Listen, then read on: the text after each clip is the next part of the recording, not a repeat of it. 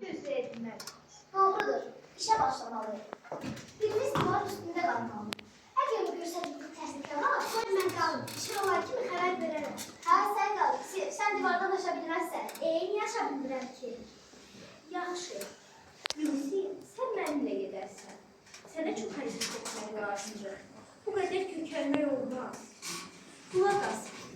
Biz almaları yığmağa başlayanda sən də oxumağa başla. Amma yaxşı oxa, artist gibi. Profesör mahnını çox sevir. Sənə başı qarışar. Bildiniz? Doğrudur. Bildik. Yükümüzü o ki var çıxarır. Gəlin.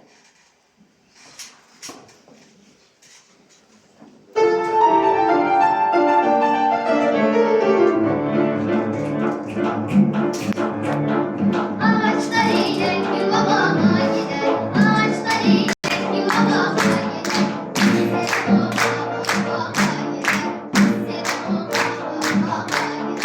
Ağaçtan dayanır gülümüzün. Ağaçtan dayanır gülümüzün. Felsefede yürüyor bakar kızım. Felsefede yürüyor bakar kızım.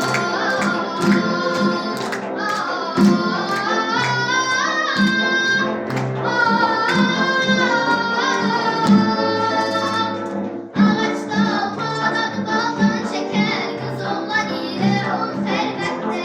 Ağaçta yetişip dertiz ol. Dostlar için sen onu gönderdiz ol. Dostlar için sen onu gönderdiz ol. Yaşını kalmış güzeldir ama. Yaşını kalmış güzeldir ama.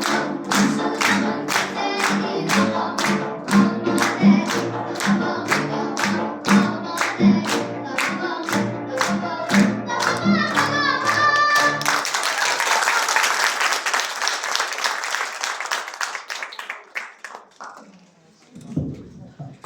Ben